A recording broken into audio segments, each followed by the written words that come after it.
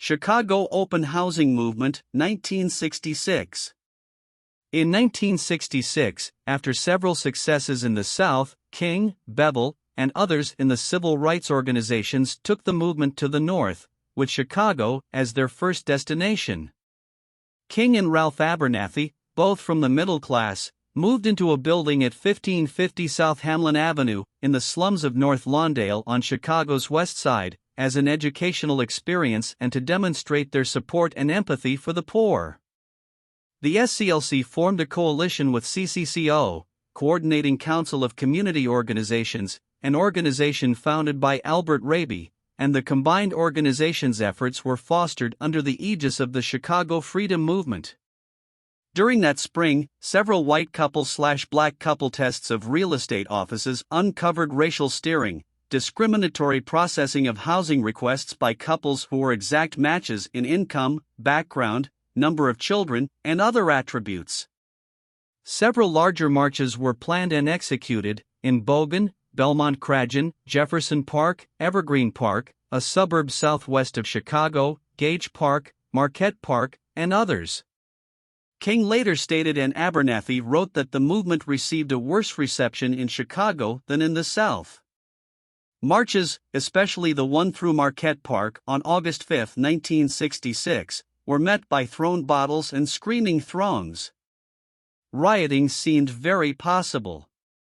King's beliefs militated against his staging a violent event, and he negotiated an agreement with Mayor Richard J. Daley to cancel a march in order to avoid the violence that he feared would result. King was hit by a brick during one march, but continued to lead marches in the face of personal danger. When King and his allies returned to the South, they left Jesse Jackson, a seminary student who had previously joined the movement in the South, in charge of their organization. Jackson continued their struggle for civil rights by organizing the Operation Breadbasket movement that targeted chain stores that did not deal fairly with blacks.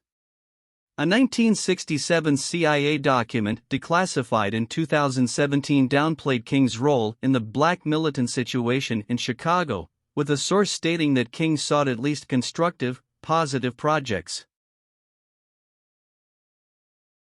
Opposition to the Vietnam War. King was long opposed to American involvement in the Vietnam War, but at first avoided the topic in public speeches in order to avoid the interference with civil rights goals that criticism of President Johnson's policies might have created. At the urging of SCLC's former director of Direct Action and now the head of the Spring Mobilization Committee to End the War in Vietnam, James Bevel, and inspired by the outspokenness of Muhammad Ali, King eventually agreed to publicly oppose the war as opposition was growing among the American public. During an April 4, 1967, appearance at the New York City Riverside Church exactly 1 year before his death, King delivered a speech titled Beyond Vietnam, A Time to Break Silence. He spoke strongly against the U.S.'s role in the war, arguing that the U.S. was in Vietnam to occupy it as an American colony and calling the U.S. government the greatest purveyor of violence in the world today. He connected the war with economic injustice, arguing that the country needed serious moral change. A true revolution of values will soon look uneasily on the glaring contrast of poverty and wealth. With righteous indignation, it will look across the seas and see individual capitalists of the West investing huge sums of money in Asia, Africa, and South America, only to take the profits out with no concern for the social betterment of the countries, and say, "This is not just." King opposed the Vietnam War because it took money and resources that could have been spent on social welfare at home. The United States Congress was spending more and more on the military and less on anti-poverty programs at the same time. He summed up this aspect by saying, "A nation that continues year after year to spend more money on military defense than on programs of social uplift is approaching spiritual death." He stated that North Vietnam did not begin to send in any large number of supplies or men until American forces had arrived in the tens of thousands, 216, and accused the U.S. of having killed 1 million Vietnamese, mostly children. King also criticized American opposition to North Vietnam's land reforms. King's opposition cost him significant support among white allies, including President Johnson, Billy Graham, union leaders, and powerful publishers. "The press is being stacked against me," King said, complaining of what he described as a double standard that applauded his non-violence at home, but deplored it when applied toward little brown Vietnamese children. Life magazine called the speech demagogic slander that sounded like a script for Radio Hanoi, and the Washington Post declared that King had diminished his usefulness to his cause, his country, his people. The Beyond Vietnam speech reflected King's evolving political advocacy in his later years, which paralleled the teachings of the Progressive Highlander Research and Education Center, with which he was affiliated. King began to speak of the need for fundamental changes in the political and economic life of the nation, and more frequently expressed his opposition to the war and his desire to see a redistribution of resources to correct racial and economic injustice.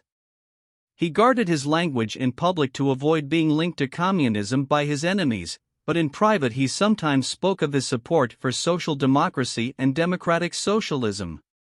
King stated in Beyond Vietnam that true compassion is more than flinging a coin to a beggar, it comes to see that an edifice which produces beggars needs restructuring.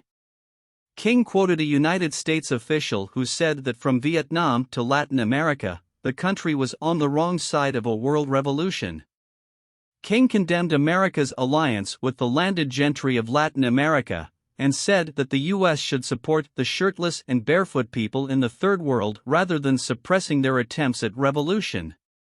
King's stance on Vietnam encouraged Allard K. Lowenstein, William Sloane Coffin, and Norman Thomas, with the support of anti-war Democrats, to attempt to persuade King to run against President Johnson in the 1968 United States presidential election.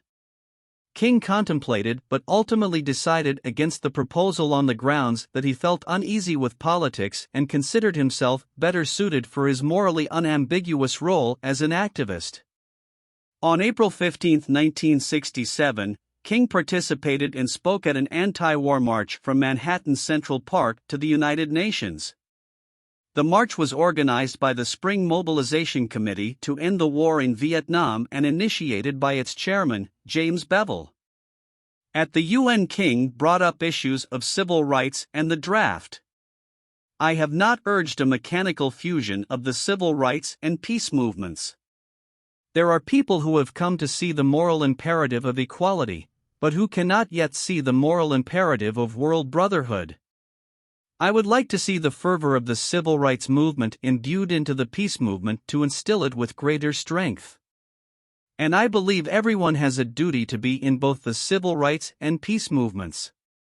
But for those who presently choose but one, I would hope they will finally come to see the moral roots common to both."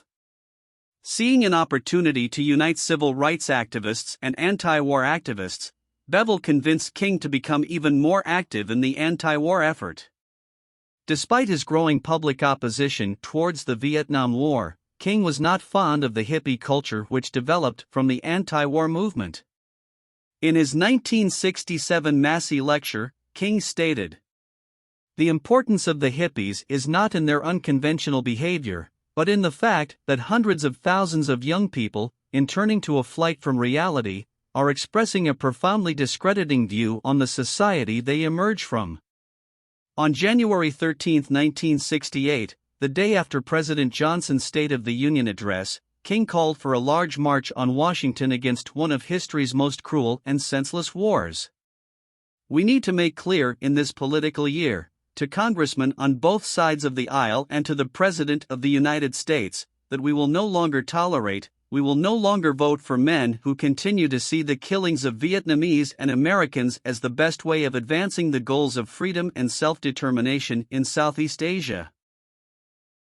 Correspondence with Thich Nhat Hanh. Thich Nhat Hanh was an influential Vietnamese Buddhist who taught at Princeton University and Columbia University. He had written a letter to Martin Luther King Jr. in 1965 entitled, "In Search of the Enemy of Man."